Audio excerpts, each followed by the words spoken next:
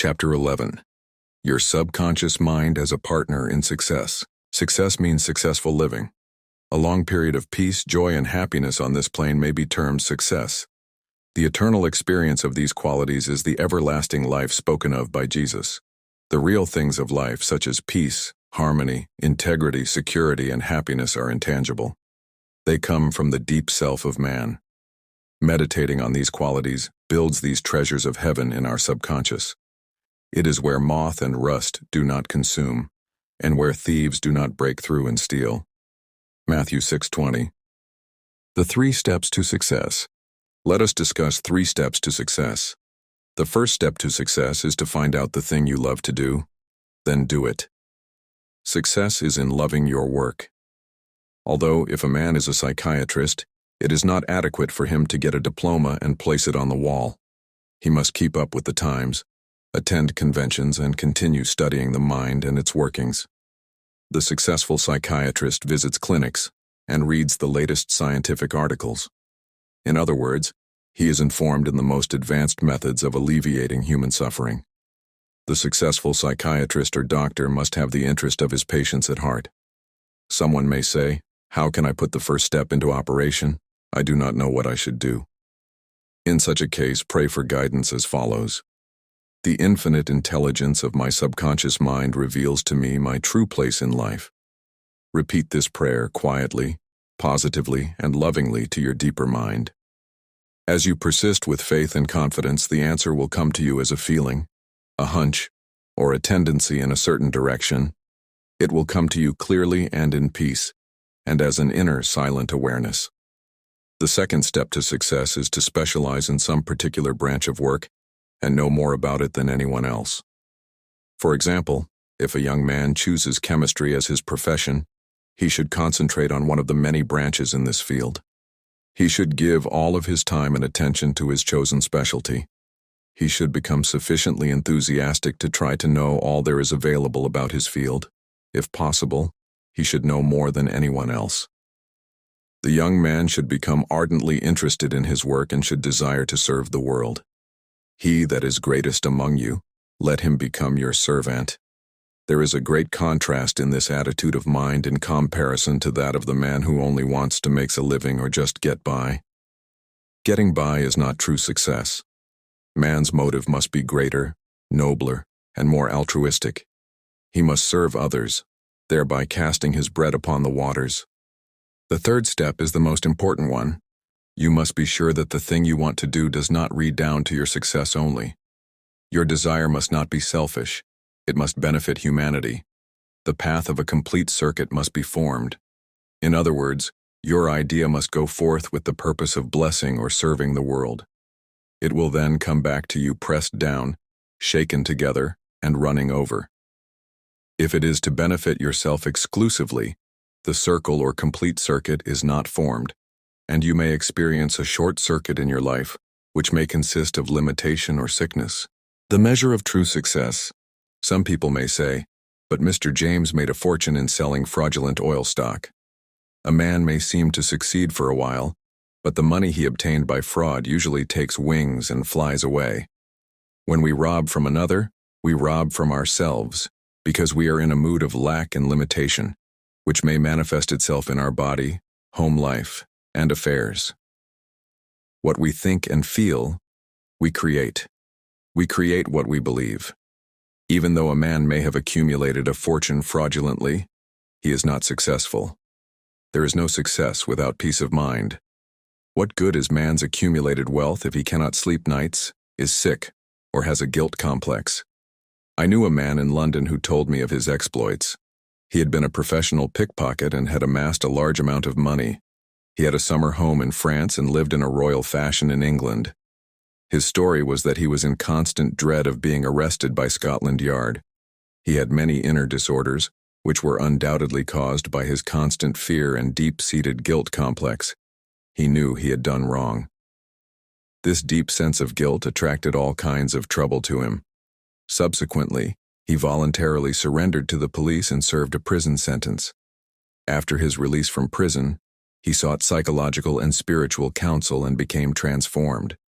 He went to work and became an honest, law-abiding citizen. He found what he loved to do and was happy. A successful person loves his work and expresses himself fully. Success is contingent upon a higher ideal than the mere accumulation of riches. The man of success is the man who possesses great psychological and spiritual understanding. Many of the great industrialists today depend upon the correct use of their subconscious minds for their success. There was an article published some years ago about Flagler, an oil magnate. He admitted that the secret of his success was his ability to see a project in its completion. For instance, in his case, he closed his eyes, imagined a big oil industry, saw trains running on tracks, heard whistles blowing, and saw smoke. Having seen and felt the fulfillment of his prayer, his subconscious mind brought about its realization. If you imagine an objective clearly, you will be provided with the necessities in ways you know not of, through the wonder-working power of your subconscious mind. In considering the 3 steps to success, you must never forget the underlying power of the creative forces of your subconscious mind. This is the energy in back of all steps in any plan of success. Your thought is creative. Thought fused with feeling becomes a subjective faith or belief, and according to your belief is it done unto you. Matt 9:29. Knowledge of a mighty force in you, which is capable of bringing to pass all your desires, gives you confidence and a sense of peace. Whatever your field of action may be, you should learn the laws of your subconscious mind. When you know how to apply the powers of your mind, and when you are expressing yourself fully and giving of your talents to others, you are on the sure path to true success. If you are about God's business or any part of it, God, by his very nature, is for you. So who can be against you? With this understanding, there is no power in heaven or on earth to withhold success from you. How he made his dream come true. A movie actor told me that he had very little education, but he had a dream as a boy of becoming a successful movie actor. Out in the field mowing hay, driving the cows home, or even when milking them, he said, "I would constantly imagine I saw my name in big lights at a large theater. I kept this up for years until finally I ran away from home. I got extra jobs in the motion picture field, and the day finally came when I saw my name in great big lights as I did when I was a boy." Then he added, "I know the power of sustained imagination to bring success." His dream pharmacy became a reality. 30 years ago, I knew a young pharmacist who was receiving $40 a week plus commission on sales. After 25 years, he said to me, "I will get a pension and retire." I said to this young man, "Why don't you own your own store? Get out of this place, raise your sights, have a dream for your children. Maybe your son wants to be a doctor, perhaps your daughter desires to be a great musician." His answer was that he had no money. He began to awaken to the fact that whatever he could conceive as true, he could give conception. The first step toward his goal was his awakening to the powers of his subconscious mind, which I briefly elaborated on for his benefit. His second step was his realization that if he could succeed in conveying an idea to his subconscious mind, the latter would somehow bring it to pass. He began to imagine that he was in his own store. He mentally arranged the bottles, dispensed prescriptions, and imagined several clerks in the store waiting on customers. He also visualized a big bank balance. Mentally, he worked in that imaginary store. Like a good actor, he lived the role. Act as though I am, and I will be. This pharmacist put himself wholeheartedly into the act, living, moving, and acting on the assumption that he owned the store. The sequel was interesting. He was discharged from his position. He found new employment with a large chain store, became manager, and later on, district manager. He saved enough money in 4 years to provide a down payment on a drugstore of his own. He called it his dream pharmacy. It was, he said, exactly the store I saw in my imagination. He became a recognized success in his chosen field and was happy doing what he loved to do. Using the subconscious mind in business, some years ago I gave a lecture to a group of businessmen on the powers of imagination and the subconscious mind. In this lecture, I pointed out how Goethe used his imagination wisely when confronted with difficulties and predicaments. His biographers point out that he was accustomed to fill many hours quietly holding imaginary conversations. It is well known that his custom was to imagine one of his friends before him, in a chair, answering him in the right way. In other words, if he were concerned over any problems, he imagined his friend giving him the right or appropriate answer, accompanied with the usual gestures and tonal qualities of the voice, and he made the entire imaginary scene as real and as vivid as possible. One of the men present at this lecture was a young stockbroker. He proceeded to adopt the technique of Goethe. He began to have mental, imaginary conversations with a multi-millionaire banker friend of his who used to congratulate him on his wise and sound judgment and compliment him on his purchase of the right stocks. He used to dramatize this imaginary conversation until he had psychologically fixed it as a form of belief in his mind. This broker's inner talking and controlled imagination certainly agreed with his aim, which was to make sound investments for his clients. His main purpose in life was to make money for his clients and to see them prosper financially by his wise counsel. He is still using his subconscious mind in his business, and he is a brilliant success in his field of endeavor. Boy of 16 years turns failure into success.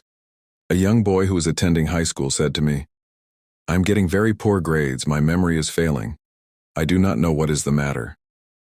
I discovered that the only thing wrong with this boy was his attitude, which was one of indifference and resentment toward some of his teachers and fellow students. I taught him how to use his subconscious mind and how to succeed in his studies. He began to affirm certain truths several times a day, particularly at night prior to sleep, and also in the morning after awakening. These are the best times to impregnate the subconscious mind. He affirmed as follows: "I realize that my subconscious mind is a storehouse of memory. It retains everything I read and hear from my teachers. I have a perfect memory, and the infinite intelligence in my subconscious mind constantly reveals to me everything I need to know at all my examinations, whether written or oral. I radiate love and goodwill to all my teachers and fellow students. I sincerely wish for them success and all good things." This young man is now enjoying a greater freedom than he has ever known. He is now receiving all A's.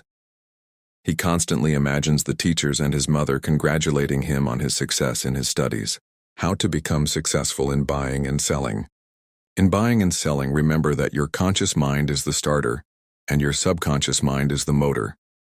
You must start the motor to enable it to perform its work. Your conscious mind is the dynamo that awakens the power of your subconscious mind. The first step in conveying your clarified desire, idea, or image to the deeper mind is to relax, immobilize the attention, get still, and be quiet. This quiet, relaxed, and peaceful attitude of mind prevents extraneous matter and false ideas from interfering with your mental absorption of your ideal. Furthermore, in the quiet, passive, and receptive attitude of mind, effort is reduced to a minimum.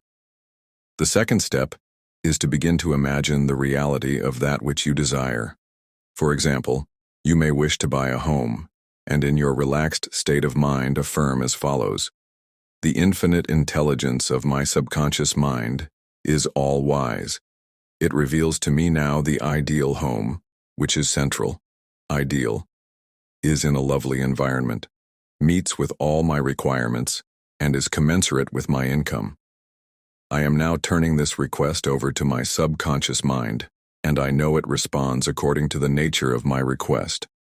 I release this request with absolute faith and confidence in the same way that a farmer deposits a seed in the ground, trusting implicitly in the laws of growth. The answer to your prayer may come through an advertisement in the paper through a friend, or you may be guided directly to a particular home, which is exactly what you are seeking. There are many ways by which your prayer may be answered. The principal knowledge, in which you may place your confidence, is that the answer always comes, provided you trust the working of your deeper mind. You may wish to sell a home, land, or any kind of property. In private consultation with real estate brokers, I have told them of the way I sold my own home on Orlando Avenue in Los Angeles. Many of them have applied the technique I used with remarkable and speedy results. I placed a sign which read, "For sale by owner," in the garden in front of my home. The day after, I said to myself as I was going to sleep, "Supposing you sold your house, what would you do?" I answered my own question and I said, "I would take that sign down and throw it into the garage." In my imagination, I took hold of the sign, pulled it up from the ground, placed it on my shoulder, went to the garage, threw it on the floor, and said jokingly to the sign, "I don't need you anymore." I felt the inner satisfaction of it all, realizing it was finished. The next day, a man gave me a deposit of $1,000 and said to me, "Take your sign down. We will go into escrow now." Immediately, I pulled the sign up and took it to the garage. The outer action conformed to the inner. There is nothing new about this. As within, so without, meaning according to the image impressed on your subconscious mind, so it is on the objective screen of your life. The outside mirrors the inside. External action follows internal action. Here is another very popular method used in selling homes, land, or any kind of property. Affirm slowly, quietly, and feelingly as follows. Infinite intelligence attracts to me the buyer for this home who wants it and who prospers in it. This buyer is being sent to me by the creative intelligence of my subconscious mind, which makes no mistakes. This buyer may look at many other homes, but mine is the only one he wants and will buy, because he is guided by the infinite intelligence within him. I know the buyer is right, the time is right, and the price is right. Everything about it is right. The deeper currents of my subconscious mind are now in operation, bringing both of us together in divine order. I know that it is so. Remember always that what you are seeking is also seeking you. And whenever you want to sell a home or property of any kind, there is always someone who wants what you have to offer. By using the powers of your subconscious mind correctly, you free your mind of all sense of competition and anxiety in buying and selling. How she succeeded in getting what she wanted. There is a young lady who regularly comes to my lectures and classes. She had to change buses 3 times. It took her 1.5 hours each time to come to the lectures. In one lecture, I explained how a young man who needed a car in his work received one. She went home and experimented as outlined in my lecture. Here is her letter in part narrating her application of my method, and published by her permission. Dear Dr. Murphy, this is how I received a Cadillac car. I wanted one to come to the lectures regularly. In my imagination, I went through the identical process I would go through if I were actually driving a car. I went to the showroom and the salesman took me for a ride in one. I also drove it several blocks. I claimed the Cadillac car as my own over and over again. I kept the mental picture of getting into the car, driving it, feeling the upholstery, etc., consistently for over 2 weeks. Last week I drove to your lectures in a Cadillac. My uncle in Inglewood passed away and left me his Cadillac and his entire estate.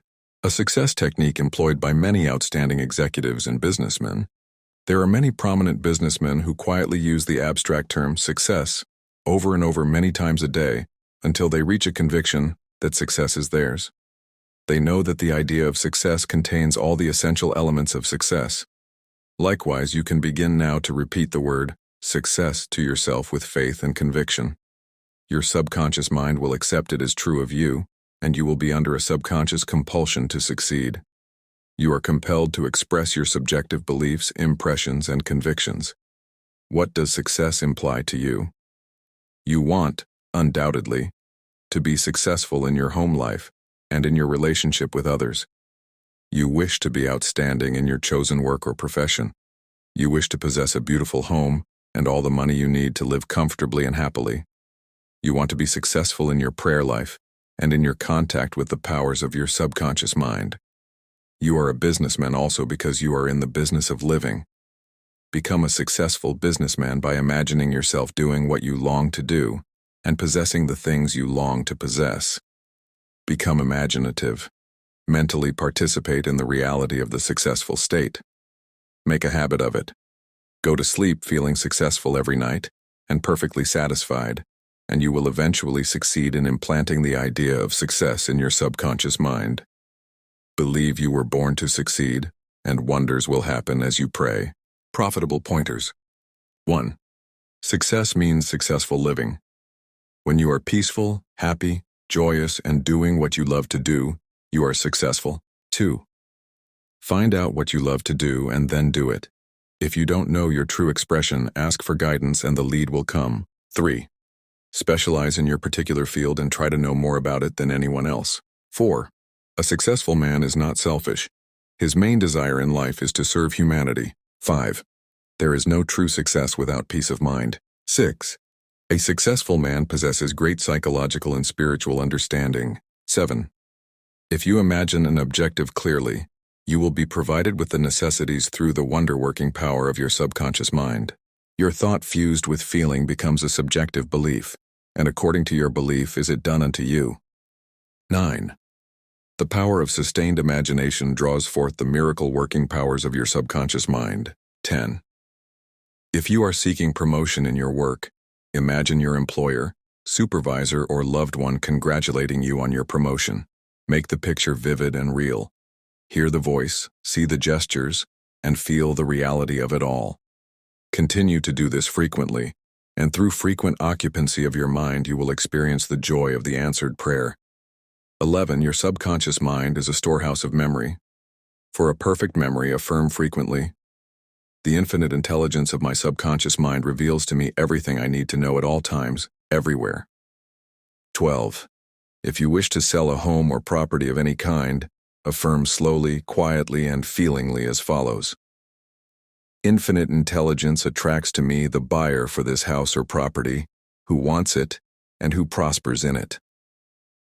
Sustain this awareness, and the deeper currents of your subconscious mind will bring it to pass. 13. The idea of success contains all the elements of success. Repeat the word success to yourself frequently with faith and conviction, and you will be under a subconscious compulsion to succeed. Scientists use the subconscious mind. Many scientists realize the true importance of the subconscious mind. Edison, Marconi, Kettering, Poincaré, Einstein, and many others have used the subconscious mind. It has given them the insight and the know-how for all their great achievements in modern science and industry. Research has shown that the ability to bring into action the subconscious power has determined the success of all the great scientific and research workers. An instance of how a famous chemist, Friedrich von Stradonitz, used his subconscious mind to solve his problem is as follows. He had been working laboriously for a long time, trying to rearrange the 6 carbon and the 6 hydrogen atoms of the benzene formula, and he was constantly perplexed and unable to solve the matter. Tired and exhausted, he turned the request over completely to his subconscious mind. Shortly afterward, as he was about to board a London bus, his subconscious presented his conscious mind with a sudden flash of a snake biting its own tail and turning around like a pinwheel. This answer, from his subconscious mind, gave him the long-sought answer of the circular rearrangement of the atoms that is known as the benzene ring. How a distinguished scientist brought forth his inventions. Nikola Tesla was a brilliant electrical scientist who brought forth the most amazing innovations.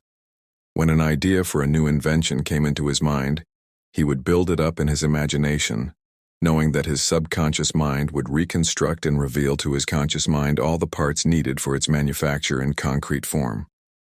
Through quietly contemplating every possible improvement, he spent no time in correcting defects, and was able to give the technicians the perfect product of his mind.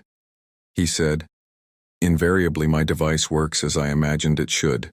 In 20 years there has not been a single exception." How a famous naturalist solved his problem. Professor Agassiz, a distinguished American naturalist, discovered the indefatigable activities of his subconscious mind while he slept. His widow, in her biography of her famous husband, has reported the following.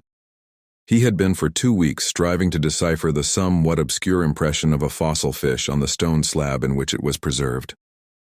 Weary and perplexed, he put his work aside at last and tried to dismiss it from his mind. Shortly after, he waked one night persuaded that while asleep he had seen his fish with all the missing features perfectly restored. But when he tried to hold and make fast the image, it escaped him. Nevertheless, he went early to the Jardin des Plantes, thinking that on looking anew at the impression he should see something, which would put him on the track of his vision. In vain. The blurred record was as black as ever. The next night he saw the fish again, but with no more satisfactory result. When he awoke, it disappeared from his memory as before. hoping that the same experience might be repeated. On the third night, he placed a pencil and paper beside his bed before going to sleep. Accordingly, toward morning the fish reappeared in his dream, confusedly at first, but at last with such distinctness that he had no longer any doubt as to its zoological characters. Still half dreaming, in perfect darkness, he traced these characters on the sheet of paper at the bedside. In the morning he was surprised to see in his nocturnal sketch features, which he thought it impossible the fossil itself should reveal. He hastened to the Jardin des Plantes, and, with his drawing as a guide, succeeded in chiseling away the surface of the stone under which portions of the fish proved to be hidden. When wholly exposed, it corresponded with his dream and his drawing, and he succeeded in classifying it with ease. An outstanding physician solved the problem of diabetes. Some years ago, I received a clipping from a magazine describing the origin of the discovery of insulin. This is the essence of the article as I recall it.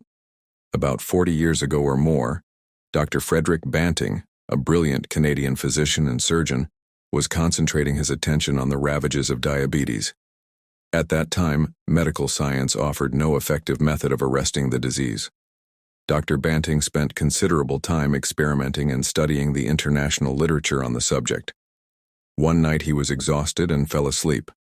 While asleep, his subconscious mind instructed him to extract the residue from the degenerated pancreatic duct of dogs. This was the origin of insulin, which has helped millions of people. You will note that Dr. Banting had been consciously dwelling on the problem for some time, seeking a solution, a way out, and his subconscious responded accordingly. It does not follow that you will always get an answer overnight. The answer may not come for some time. Do not be discouraged. Keep on turning the problem over every night to the subconscious mind prior to sleep, as if you had never done it before. One of the reasons for the delay may be that you look upon it as a major problem. You may believe it will take a long time to solve it.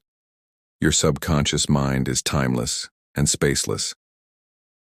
Go to sleep, believing you have the answer now. Do not postulate the answer in the future. Have an abiding faith in the outcome. Become convinced now as you read this book that there is an answer and a perfect solution for you. How a famous scientist and physicist escaped from a Russian concentration camp. Dr. Lothar von Blank-Schmidt, a member of the Rocket Society and an outstanding research electronic engineer, gives the following condensed summary of how he used his subconscious mind to free himself from certain death at the hands of brutal guards in a Russian prison camp coal mine. He states as follows: I was a prisoner of war in a coal mine in Russia, and I saw men dying all around me in that prison compound. We were watched over by brutal guards, arrogant officers, and sharp, fast-thinking commissars. After a short medical checkup, a quota of coal was assigned to each person. My quota was 300 pounds per day. In case any man did not fill his quota, his small food ration was cut down, and in a short time he was resting in the cemetery. I started concentrating on my escape. I knew that my subconscious mind would somehow find a way. My home in Germany was destroyed, my family wiped out. All my friends and former associates were either killed in the war or were in concentration camps. I said to my subconscious mind, I want to go to Los Angeles, and you will find the way. I had seen pictures of Los Angeles, and I remembered some of the boulevards very well as some of the buildings. Every day and night I would imagine I was walking down Wilshire Boulevard with an American girl whom I met in Berlin prior to the war. She is now my wife. In my imagination, we would visit the stores, ride buses, and eat in the restaurants. Every night I made it a special point to drive my imaginary American automobile up and down the boulevards of Los Angeles. I made all this vivid and real. These pictures in my mind were as real and as natural to me as one of the trees outside the prison camp. Every morning the chief guard would count the prisoners as they were lined up. He would call out 1, 2, 3, etc., and when 17 was called out, which was my number in sequence, I stepped aside. In the meantime, the guard was called away for a minute or so, and on his return he started by mistake on the next man as number 17. When the crew returned in the evening, the number of men was the same and I was not missed, and the discovery would take a long time. I walked out of the camp undetected and kept walking for 24 hours, resting in a deserted town the next day. I was able to live by fishing and killing some wildlife. I found coal trains going to Poland and traveled on them by night, until finally I reached Poland. With the help of friends, I made my way to Lucerne, Switzerland. One evening at the Palace Hotel Lucerne, I had a talk with a man and his wife from the United States of America. This man asked me if I would care to be a guest at his home in Santa Monica, California. I accepted, and when I arrived in Los Angeles, I found that their chauffeur drove me along Wilshire Boulevard and many other boulevards which I had imagined so vividly in the long months in the Russian coal mines. I recognized the buildings, which I had seen in my mind so often. It actually seemed as if I had been in Los Angeles before. I had reached my goal. I will never cease to marvel at the wonders of the subconscious mind. Truly, it has ways we know not of. How archaeologists and paleontologists reconstruct ancient scenes. These scientists know that their subconscious mind has a memory of everything that has ever transpired. As they study the ancient ruins and fossils, through their imaginative perception, their subconscious mind aids them in reconstructing the ancient scenes. The dead past becomes alive and audible once more. Looking at these ancient temples and studying the pottery, statuary, tools, and household utensils of these ancient times, the scientist tells us of an age when there was no language. Communication was done by grunts, groans, and signs. The keen concentration and disciplined imagination of the scientist awakens the latent powers of his subconscious mind, enabling him to clothe the ancient temples with roofs and surround them with gardens, pools, and fountains. The fossil remains are clothed with eyes, sinews, and muscles, and they again walk and talk. The past becomes the living present, and we find that in mind there is no time or space. Through disciplined, controlled, and directed imagination, you can be a companion of the most scientific and inspired thinkers of all time. How to receive guidance from your subconscious? When you have what you term a difficult decision to make, or when you fail to see the solution to your problem, begin at once to think constructively about it. If you are fearful and worried, you are not really thinking. True thinking is free from fear. Here is a simple technique you can use to receive guidance on any subject. Quiet the mind and still the body. Tell the body to relax. It has to obey you. It has no volition, initiative, or self-conscious intelligence. Your body is an emotional disk which records your beliefs and impressions. Mobilize your attention. Focus your thought on the solution to your problem. Try to solve it with your conscious mind. Think how happy you would be about the perfect solution. Sense the feeling you would have if the perfect answer were yours now. Let your mind play with this mood in a relaxed way, then drop off to sleep. When you awaken and you do not have the answer, get busy about something else. Probably when you are preoccupied with something else, the answer will come into your mind like toast pops out of a toaster. In receiving guidance from the subconscious mind, the simple way is the best. This is an illustration. I once lost a valuable ring, which was an heirloom. I looked everywhere for it and could not locate it. At night I talked to the subconscious in the same manner that I would talk to anyone. I said to it prior to dropping off to sleep, "You know all things. You know where that ring is, and you now reveal to me where it is." In the morning, I awoke suddenly with the words ringing in my ear, "Ask Robert." I thought it very strange that I should ask Robert, a young boy about 9 years of age. However, I followed the inner voice of intuition. Robert said, "Oh yes, I picked it up in the yard while I was playing with the boys. I placed it on the desk in my room.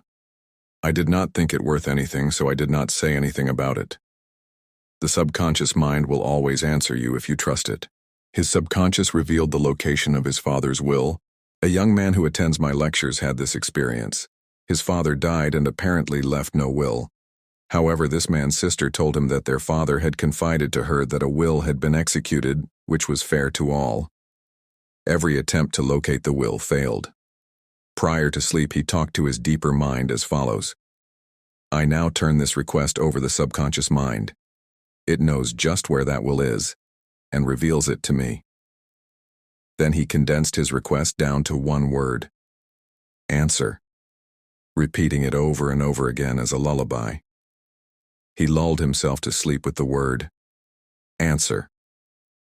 The next morning, this young man had an overpowering hunch to go to a certain bank in Los Angeles, where he found a safe deposit vault registered in the name of his father, the contents of which solved all his problems. Your thought as you go to sleep arouses the powerful latency which is within you. For example, let us suppose you are wondering whether to sell your home, buy a certain stock, sever partnership, move to New York or stay in Los Angeles, dissolve the present contract or take a new one. Do this. Sit quietly in your armchair or at the desk in your office. Remember that there is a universal law of action and reaction. The action is your thought. The reaction is the response from your subconscious mind. The subconscious mind is reactive and reflexive. This is its nature. It rebounds, rewards, and repays. It is the law of correspondence. It responds by corresponding. As you contemplate right action, you will automatically experience a reaction or response in yourself, which represents the guidance or answer of your subconscious mind. In seeking guidance, you simply think quietly about right action, which means that you are using the infinite intelligence resident in the subconscious mind to the point where it begins to use you. From there on, your course of action is directed and controlled by the subjective wisdom within you, which is all-wise and omnipotent. Your decision will be right. There will only be right action because you are under a subjective compulsion to do the right thing. I use the word compulsion because the law of the subconscious is compulsion. The secret of guidance. The secret of guidance or right action is to mentally devote yourself to the right answer until you find its response in you. The response is a feeling, an inner awareness, and an overpowering hunch whereby you know that you know. You have used the power to the point where it begins to use you. You cannot possibly fail or make one false step while operating under the subjective wisdom within you. You will find that all your ways are pleasantness and all your paths are peace. Highlights to recall. 1. Remember that the subconscious mind has determined the success and wonderful achievements of all great scientific workers. 2. By giving your conscious attention and devotion to the solution of a perplexing problem, your subconscious mind gathers all the necessary information and presents it full-blown to the conscious mind. 3. If you are wondering about the answer to a problem, try to solve it objectively. Get all the information you can from research and also from others. If no answer comes, turn it over to your subconscious mind prior to sleep, and the answer always comes. It never fails. 4. You do not always get the answer overnight. Keep on turning your request over to your subconscious until the day breaks and the shadows flee away. 5. You delay the answer by thinking it will take a long time or that it is a major problem. Your subconscious has no problem, it knows only the answer. 6. Believe that you have the answer now. Feel the joy of the answer and the way you would feel if you had the perfect answer. Your subconscious will respond to your feeling. 7. Any mental picture backed by faith and perseverance will come to pass through the miracle-working power of your subconscious. Trust it, believe in its power, and wonders will happen as you pray. 8. Your subconscious is the storehouse of memory, and within your subconscious are recorded all your experiences since childhood. 9. Scientists meditating on ancient scrolls, temples, fossils, etc., are able to reconstruct scenes of the past and make them alive today. Their subconscious mind comes to their aid. 10. Turn over your request for a solution to your subconscious prior to sleep. Trust it and believe in it, and the answer will come. It knows all and sees all, but you must not doubt or question its powers. 11. The action is your thought, and the reaction is the response of your subconscious mind. If your thoughts are wise, your actions and decisions will be wise. 12. Guidance comes as a feeling, an inner awareness, an overpowering hunch whereby you know that you know. It is an inner sense of touch. Follow it.